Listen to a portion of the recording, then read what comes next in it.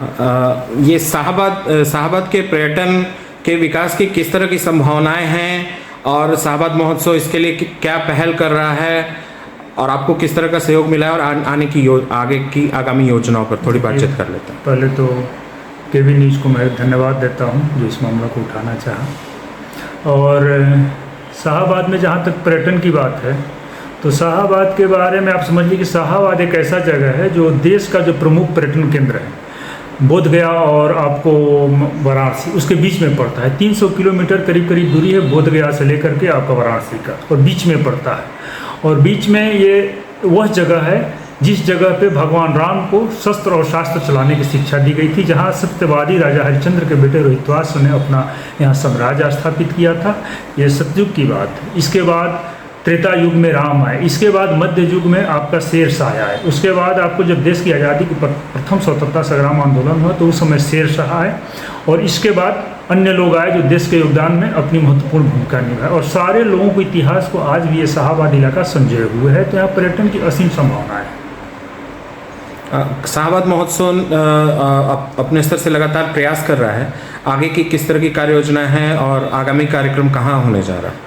शाहाबाद महोत्सव के माध्यम से हम लोग 2019 से प्रयास कर रहे हैं, और ये आपको जानकर खुशी होनी चाहिए कि पहली बार शाहाबाद के सभी राजनीतिक दल के लोगों ने एक साथ बैठ करके शाहाबाद महोत्सव के उद्देश्यों को बल देने का काम किया है।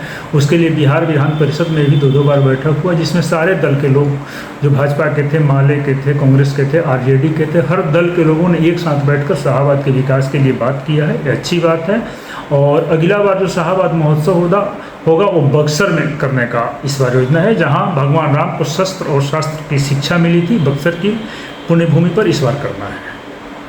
आपको संभावनाएं भी दिखी होंगी, और क्या क्या समस्याएं हैं, मतलब क्या किस तरह की समस्याएं दिखती है? सरकारी स्तर पर दिखती है, लोगों के बीच जागरूकता की दिखती है, या राजनीतिक दल इन सब में कम रुचि लेते हैं डेवलपमेंट वर्क में? एक चीज़ तो है कि जो पर्यटन का विकास होना चाहिए था शाहाबाद के क्षेत्र में, खास करके जो कैमूर का पहाड़ी है और उस इलाका में, जैसे आपका रोहतासगढ़ किला हो गया, मांझर कुंड हो गया, आपको दुर्गावती जलाशय हो गया, शेरगढ़ किला हो गया, मुंडेश्वरी धाम हो गया, ये सारे रास्ते, शेरशाह का मकबरा हो गया, ये सारे जगह जो पड़ते हैं आपको बोध गया से वाराणसी के बीच में पड़ते हैं। इसका डेवलपमेंट नहीं हो रहा था।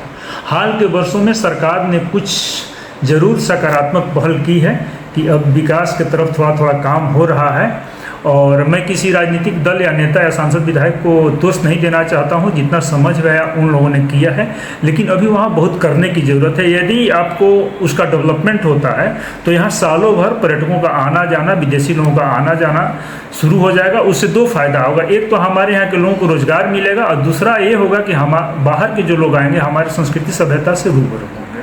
बहुत बहुत धन्यवाद। धन्यवाद।